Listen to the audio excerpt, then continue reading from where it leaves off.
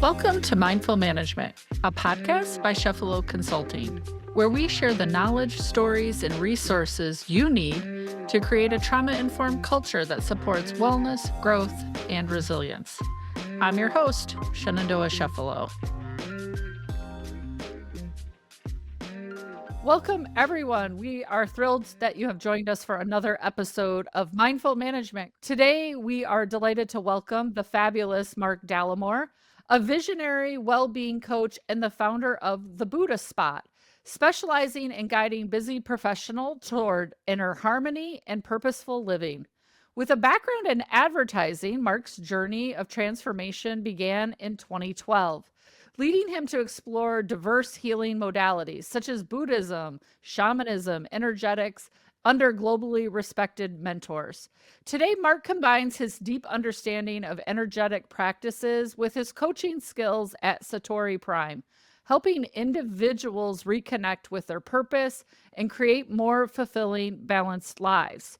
Now, for many of the professionals we've had on the show, many of you listening, this is something that resonates deeply with me all times of the year, all times of the season.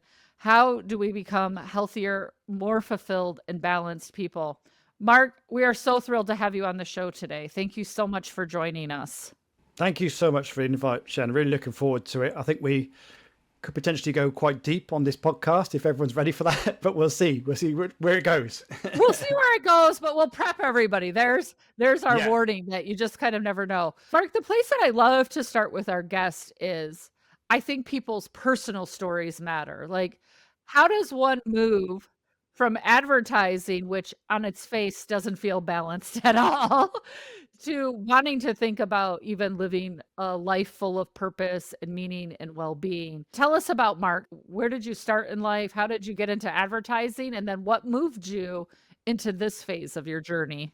Yes, it's a story. And everything changed for me at the age of 33. I went on a trip to Peru and it really opened me up on a lot of levels, exploring the Machu Picchu trail. I don't know if anyone's been out there, but it's such an amazing country. It really is. And it opened me up on a lot of different ways, going to the Amazon rainforest. And I came back a different person, really. But I went back into my office corporate role in the city of London, up there in a high-rise building and just south of the river. How disconnected I was from myself, my purpose, from the planet, being up in this high-rise building. We got roads, we got buildings, but you could disconnect from the world around us.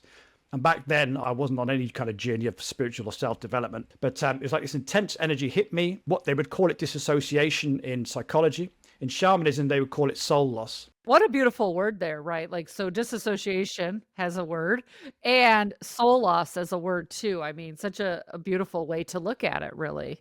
It is. And I just wish more people knew about it, because this is the root of trauma. When you simplify it, it's an intense energy hits our system. We aren't trained in how to process energy, intense energy. And if we don't process it, then it creates a blockage or a kink in our energetic system. This is just the line of energy centers or chakras that run down the middle of the body. But basically, I went from having a relatively stable and balanced mind and positive mind for one moment, and the next day I was dealing with intense depression. I was dealing with all kinds of negative voices, even visions at times. It was the real dark night of the soul. It just sent me into a very, very dark place for one day to the next. I didn't know it at the time, but this was the start of my awakening journey, you could say, but it was like, okay, you're going to go into hell before you come into the light. I explored all the Western routes, psychology, counseling, went to see doctors. They pushed me towards medication, as they do. And I knew instantly that wasn't the path for me. That was the start of my, you could say, the awakening, where I started to realize I'm not my thoughts. I have a choice as to which thoughts I follow, which thoughts I believe. So that was a huge step. But I would say I didn't experience what I felt was healing on that path. It was very much a path of awareness. That took me then onto the path when I went west to shamanism and plant medicine.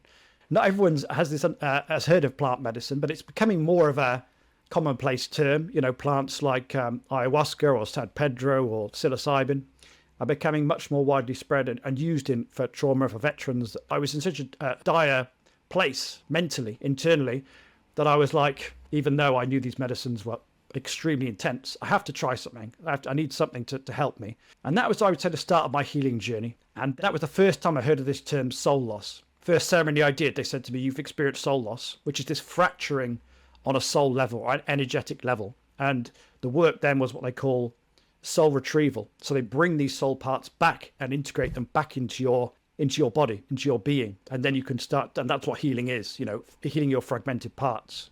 So it took me many years, but after a period of time, I started to experience a more positive inner environment.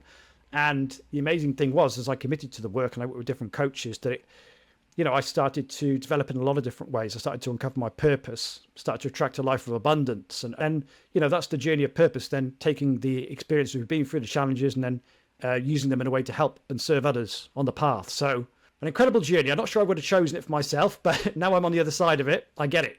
It makes sense. Right? I think that's the thing, and something just for our listeners as I hear you say that is, you really sometimes have to experience that dark place, whatever, and I think that dark place is different for everybody, and it looks different for everybody, to get to the place of purpose and meaning, right? In my own journey, people say all the time, like, "Shen, if you could change it, would you?" And I'm always like, "No, like, it's made me this person today," right? Like, without, even though some of those things are very hard and I wouldn't wish them on anybody, I also couldn't be who I am today without those experiences. And so I think it's that balance, right, Mark, which is, I think, it'd probably be the theme of our talk today. How do we find the balance? So I'm wondering, as a coach today, and I know that you have a shift from the overthinking to the connecting with your intuition. And it's something I'm particularly interested in chatting about because in the teaching and work that I do with organizations and individuals, we talk about something called the head, heart, gut. Like, we tend to respond from our head, from our heart, or from our gut, in really trying to balance those three out. So I'm just interested in your approach specifically from that overthinking to connecting with your intuition or your gut.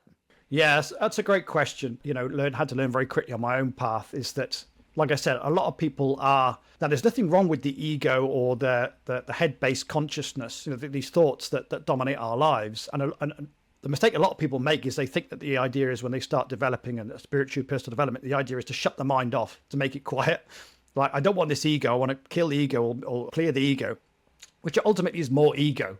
It's more ego consciousness. And if you've ever sat and meditated with the intention of experiencing stillness and a quiet mind, you'll know that it actually gets louder and louder and louder because what you resist persists. So it's never about, the analogy I always use is, what you want is the ego in the passenger's seat and awareness in the driver's seat. So it's not about kicking the ego out of the car, because you can't do that. If you try and do that, it gets louder and louder and it hangs on more and more. It's about listening to the mind and the thoughts and not identifying with them. And then over time, you realize that, okay, if I'm not the thoughts, what am I? And you realize that you are, over time, realize that you are the witness of your internal experience. And when, as I said, that's the first stage of awakening. I think that's part of our journey, our evolution journey. But from that head-dominated place, the mind is a powerful tool, as the phrase goes, but a terrible master. You're kind of constantly being pulled around by your trauma and your conditioning. And more importantly, you can't heal from that head-dominated consciousness. In order to heal, you need to bring awareness, which is the way I work with people now, slowly over time, back into the body to start to activate the felt sense. And indeed, a lot of people I work with, it can take months for them to feel anything in their body again. I think we come into life and we do have that felt sense, and that's connected to intuition as well. But because we live in our heads and the intellect is so lauded and nobody taught us how to actually heal and to feel, we get lost in the head. So the journey is very much about, it seems quite a short physical journey from head to heart, but that's really about reconnecting again with the body, because the only way you can heal is to start feeling into all this trapped and uncomfortable and painful energy that's stuck in the body. You can't do that when your awareness is always in the head. If that makes sense. Yeah, I appreciate that so much. Is there something, because how do you know, Mark? Like, is there something you might notice that indicates you're even on the right path or making the shift? Because as you say, it's not going to just happen in one practice, right? Like, oh, let's get out of the head and let's get into the heart, or let's get out of the head, let's get into the gut. Is there signs that we might be like, where there's just moments in my day where I might find like, oh, that's the feeling I'm searching for?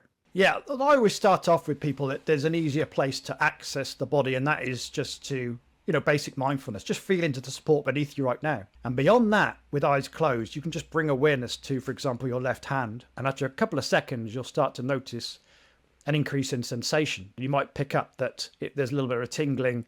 You might pick up some warmth or some cooling on the outside of the hand, the pressure beneath, all the warmth beneath the hand. And this can be just the start, just the entry point. But these are the places where the majority of our traumas are stored, and the throat as well. And then we can bring awareness to, I said, the throat. And often, the jaw. We don't even realize how much tension we're carrying in the jaw, for example. We carry so much tightness there. And the shoulders, just relaxing the shoulders. Because for healing to take place, mind and body have to come to rest. You can't heal if you're watching Netflix. You can't heal if you're exercising. It doesn't happen. So you have to, number one, bring your body to rest. And as I said, that means scanning through the body, just feeling into any tension as you go down the body. And then for the mind to come to rest, which is really important, it's if you've ever meditated on your own, you'll notice how active it is. It's in this kind of problem-solving mode. What have I got to do tomorrow? What did I do yesterday? It's constantly trying to understand and plan for the future or right in the past. So what's really important is to have somebody with you to hold the space. Now, this don't have to be physically present in the same room. For example, I have clients in Australia and the US, Canada. So just as we're connecting now, Shen, I could, if I start projecting a certain grounded energy from the heart center, you will just start picking up on that. And you'll start to feel into that, and your system will start to regulate itself. And now in the same way, if I was to suddenly start shouting and screaming, you better believe your system's going to have a response to that.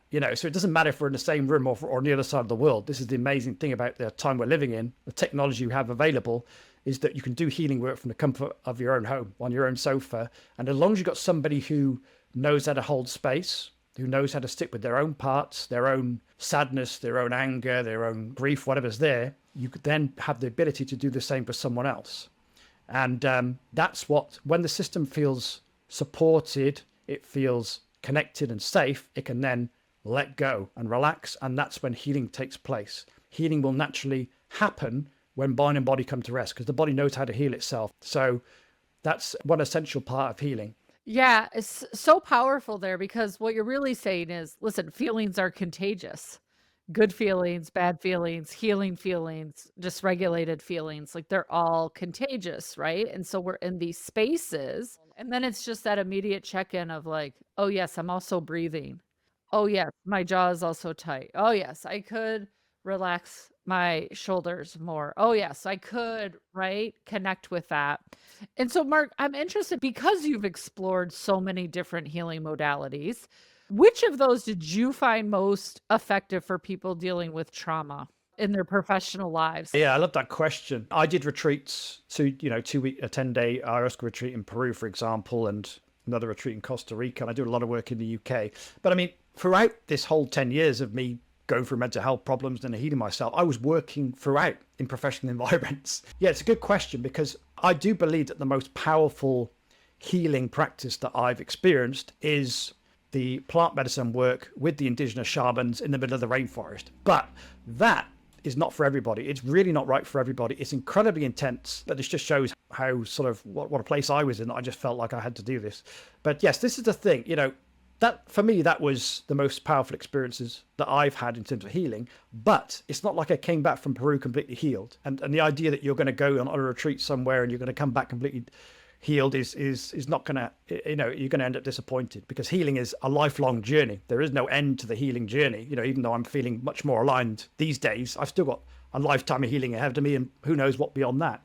So yeah, it's really important that if you're going to go down that path, you have to feel called. Like, it has to be a strong calling with you to seek out the plants. But you can still work with shamans without the plants. But what I did is kind of condense everything that I experienced down into simple practice. And I like to keep healing and spirituality as simple as possible, really. And, it's very much, there's 3 aspects to healing, as I've discovered. Number one, as I've discussed, bringing mind and body to rest. And I said, we do that when we sit with other experienced practitioners who know how to hold space, know how to hold ground in their own system and support you as you're going through the traumas as they come to the surface. So number one, bringing mind and body to rest. Number 2 is that support, trusted space holder. And number 3 is a dedicated daily practice. So it's amazing to do these things, on retreat, for example, but trauma happens and builds up on a daily basis. And even if we have a good day, there's things that happen in life that, trigger us in a certain way.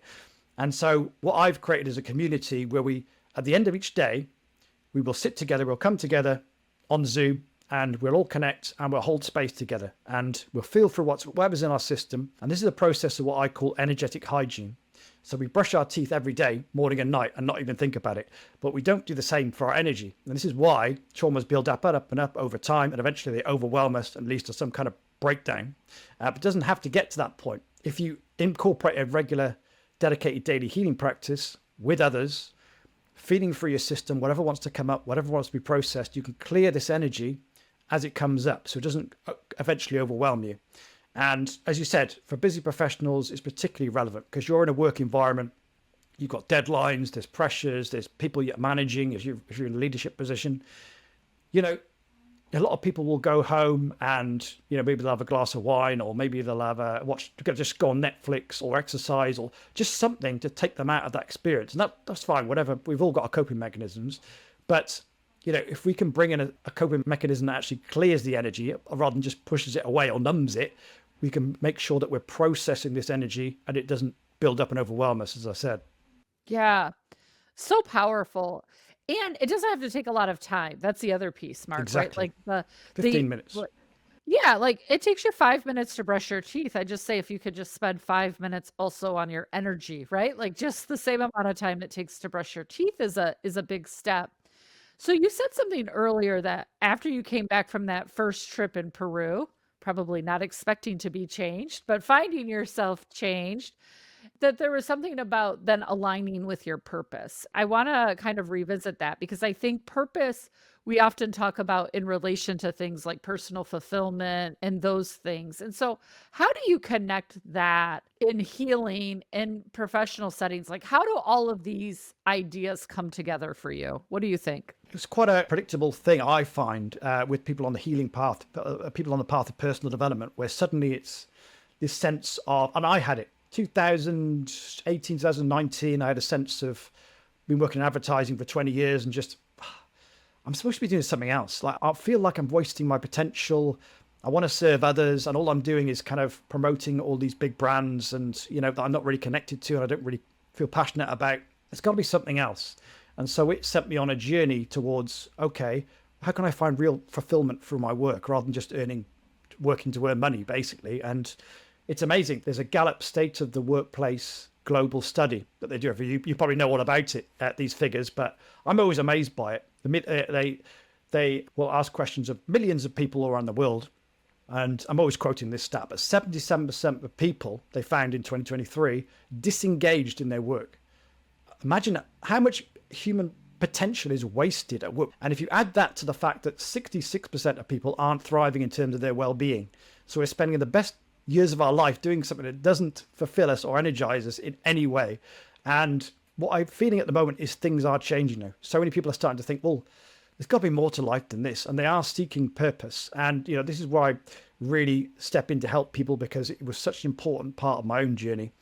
But, a lot of people think about when they talk about purpose, it's this, serving others. When I ask people what their purpose is, like I serve others, I help others, which is great.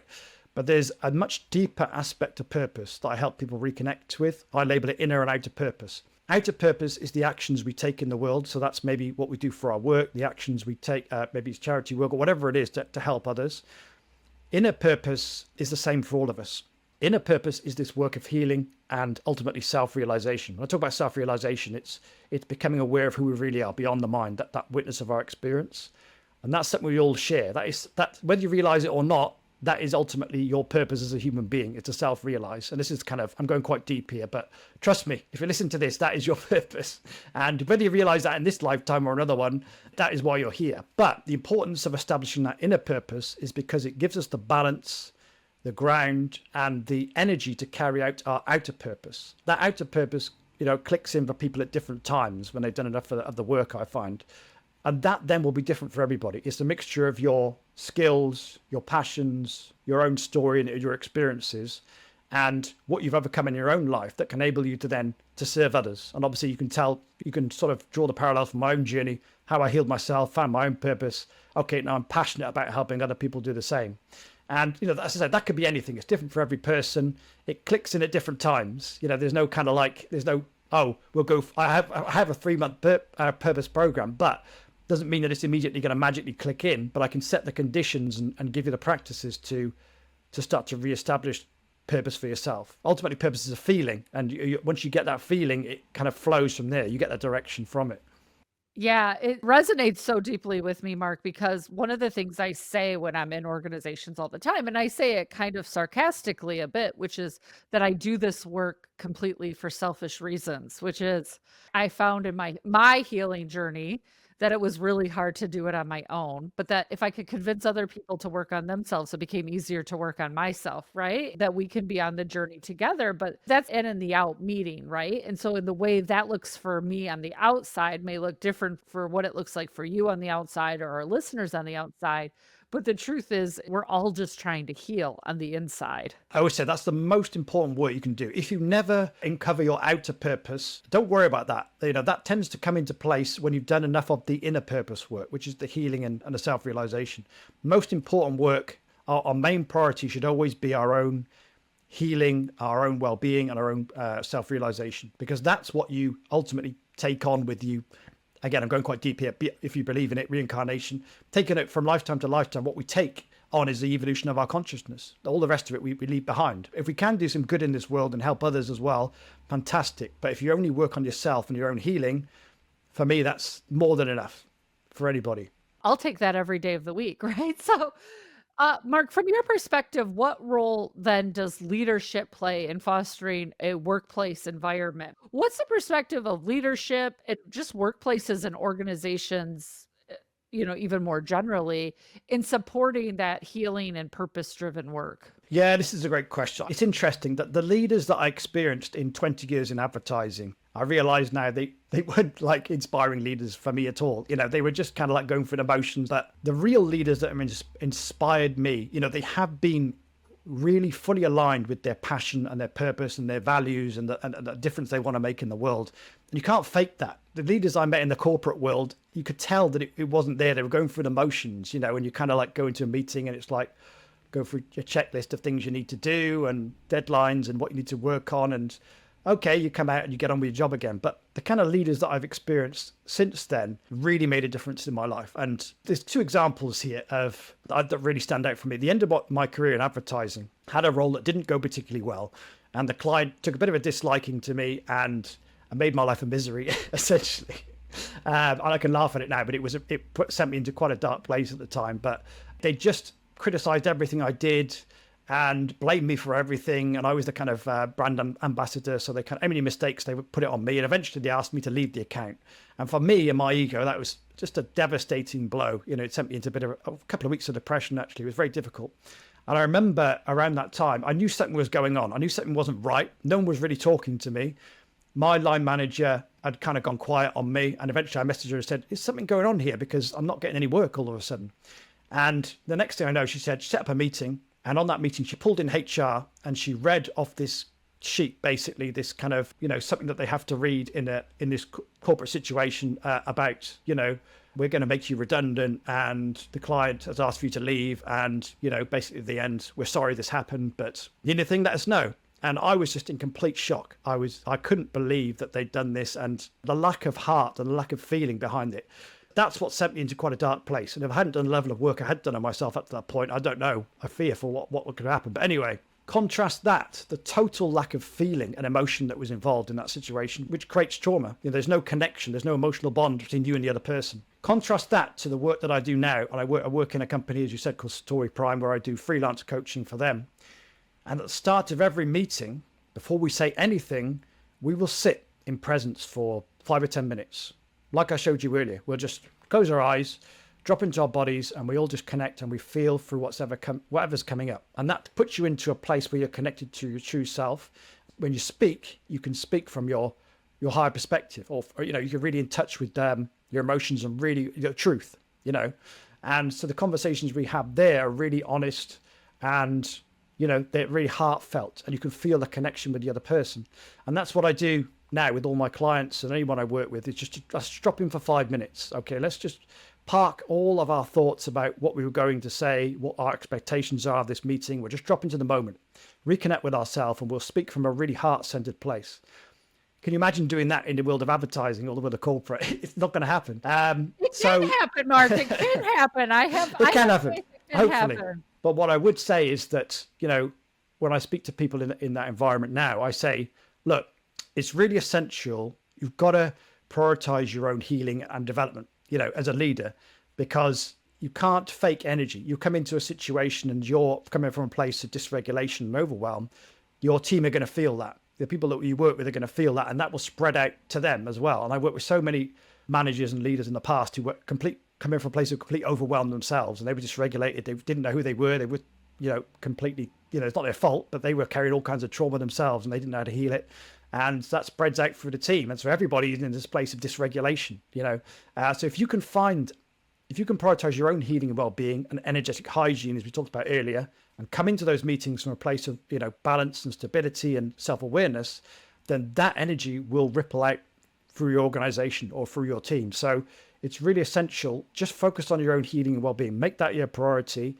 And that's the best thing we can do for those around us and the world at large. Yeah, I resonate with that so much, Mark. And I hear you on, listen, advertising isn't gonna like sit around and connect with hearts and do that piece. But I think there are smaller pieces we can do, which is just that pause, that check-in with each other. Hey, how are we each feeling? Like, Mark, how are you feeling today? Right? Like there are ways in which we can make it still feel corporate, like still not feel like we're pushing the bounds too much. And to me, it seems like in the post-COVID world, there's been more of an awareness in workplaces that mental health and well-being really matters, right? Like than we had pre-COVID, at least in my view. And so I'm just wondering for you, like as you look ahead, what are you excited about? Are there emerging trends or innovations that excite you in this work on how we can change that corporate setting and that corporate mindset so that it's easier for more people to be centered and well balanced? Yeah, I think, well, for the work I'm doing at the moment, how widespread this is, I don't know. But, the community I work in is getting bigger and bigger. I'm seeing people in all kinds of environments coming in. People have had emotional overwhelm and breakdowns. They're coming to this work. Unfortunately, it does take something like that to align you with something like this. Otherwise you just carry on in the same loop, like your own trauma and conditioning, like I said. But if you have to like something that really breaks through or breaks you down, it's an opportunity then, okay, to step into this kind of work, and the potential for your life is limitless. But just from the world that I'm in, I'm seeing people now prioritizing their healing and well-being. I'm seeing people, when I open up my Zoom room in the evenings, it's 10 or 12 people, and we'll all sit together and we'll feel through whatever's come up, and we'll talk through, like you said, most people, when you say, how are you? There's a kind of stock answer. I'm okay, or I'm fine. But actually what's really going on is like, no, I'm completely overwhelmed, or I'm depressed, or I'm really struggling. But we can't say that. We can't say that to most people, because most people don't know how to handle that kind of response. It kind of just overwhelms their own system. Oh, right. Okay. See you later. Whereas if you say that in a community that is truly it adopts this kind of inner work, if somebody says to me, oh, actually, I'm pretty depressed at the moment. Okay, let's feel through that. Let's find that. Where is that in your system? Let's feel through that together. And, I'm seeing communities like this, grow more and more. And that makes me really hopeful for the future. The other aspect that I'm seeing, I'm sure you're aware of this yourself, is this expansion of what I call the personal brand or entrepreneurship. And, what I discovered on my own journey for advertising is that I was never going to find true fulfillment on that path. I'm never going to find true purpose. And I never found a company or a brand that I was really passionate or excited about. I just couldn't find it. So in the end, I was like, I have to create it myself. And that's what led me to create my own business, The Buddha Spot, which is focused on helping people align with their purpose and cover their true potential. And that journey of creating your own business and becoming an entrepreneur is an incredible journey of growth. It brings up all of your shadow, all of your self-doubt, all of your fear. And it does it on a daily basis for me. And I'm sure Shed, going on podcasts and writing a book or putting your thoughts out there, going on video, very challenging. But sharing your own story and covering your own purpose and then helping and serving people in a way that supports you financially, it's so rewarding. And it's a level of fulfillment and purpose that I could never have reached for myself, anyway, saying for myself that I would never experienced in that world of advertising and corporate. But, everyone has their own path. And if you do find that real fulfillment and connection and purpose on that corporate path, then wonderful. But there is another world that's opening up, this world of the personal brand, which I find really exciting. Yeah, I appreciate that. Before we wrap up, Mark, I'm so curious to ask this question. And partially it's because something you just said there was like, just hit me, right? It was like, I now know why Mark is on the show, which is for Shen, right? Like, I mean, it's the purpose that I say everything. Like, I do this because of others and because of myself. And it's like, yeah, I'm in the midst of writing my second book, right, Mark? And as I just listened to you, I'm like, yeah, why do I keep putting it off?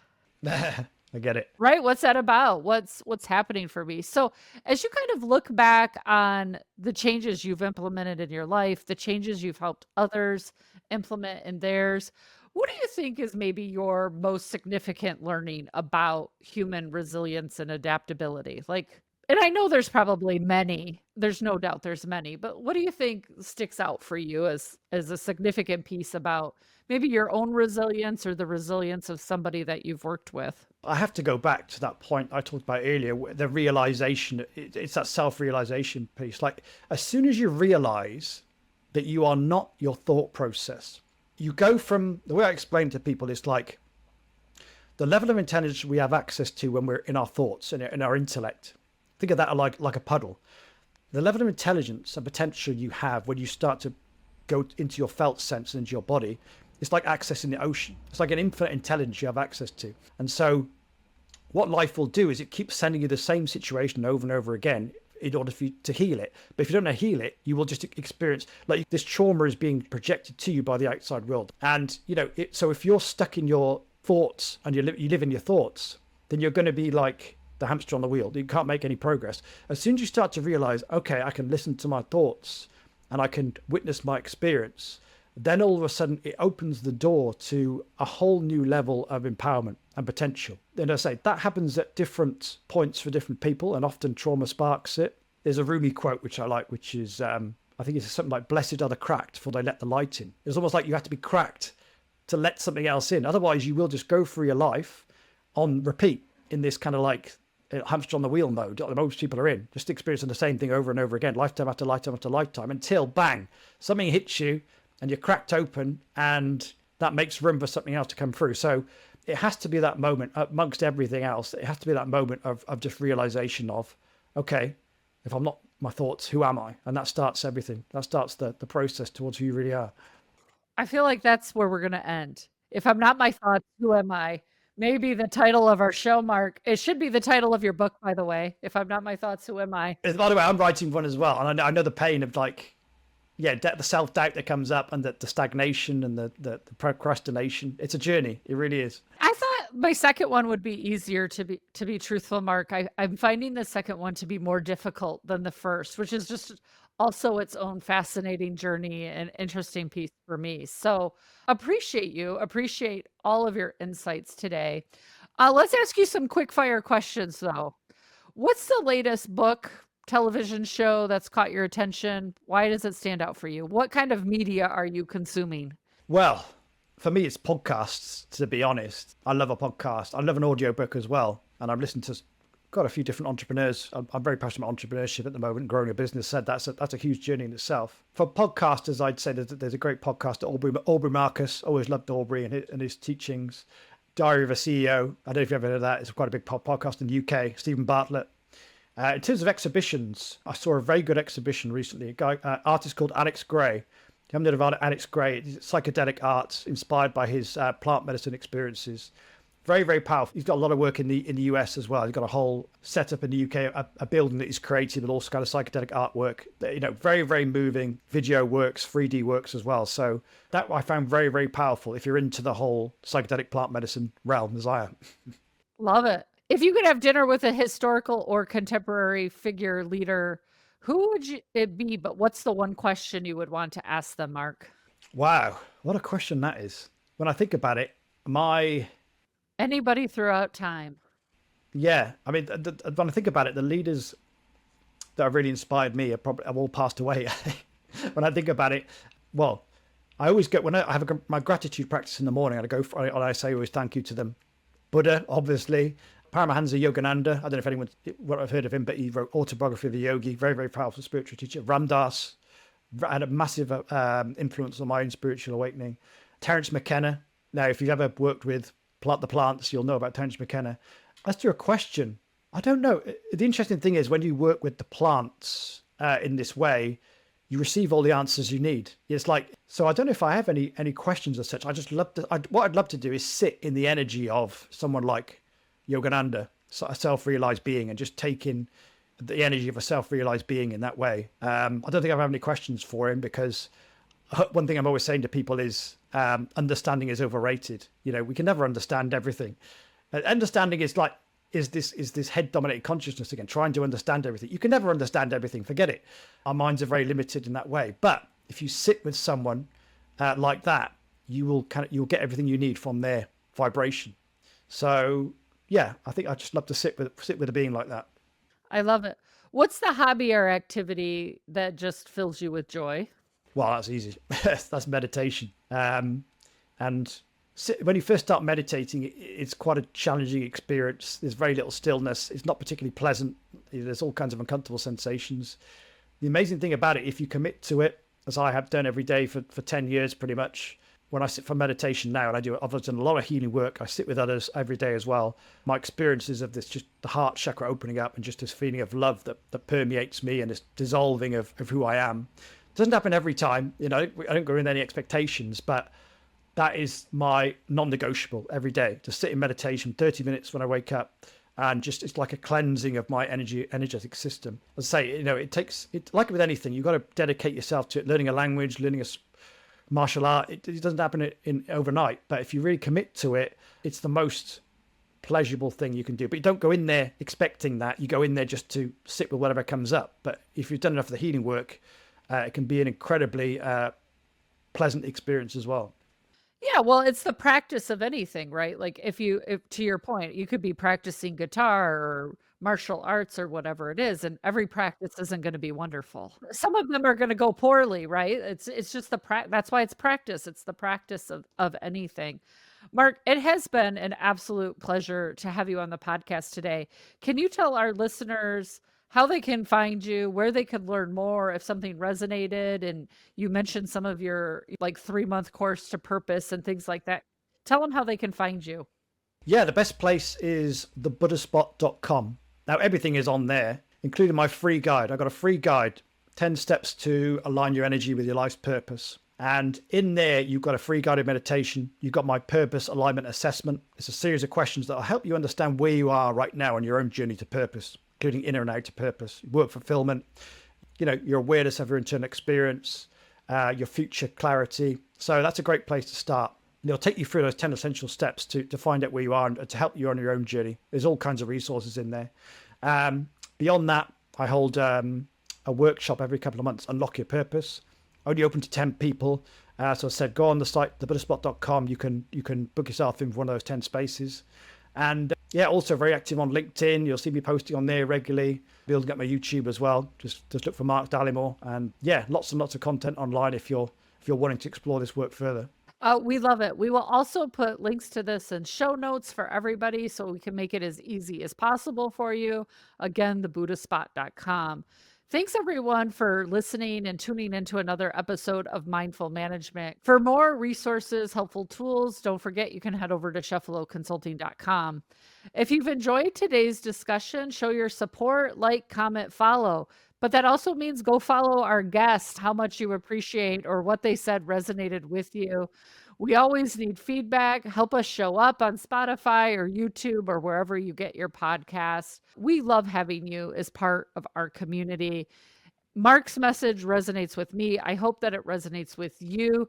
Appreciate you listening. And maybe in the spirit of having Mark as our guest today, we'll all just take 5 minutes to be silent with each other. And until next time, I look forward to catching up. Mark, thanks again for coming today. It was such a pleasure having you. Thank you, Shen. Thanks, everyone.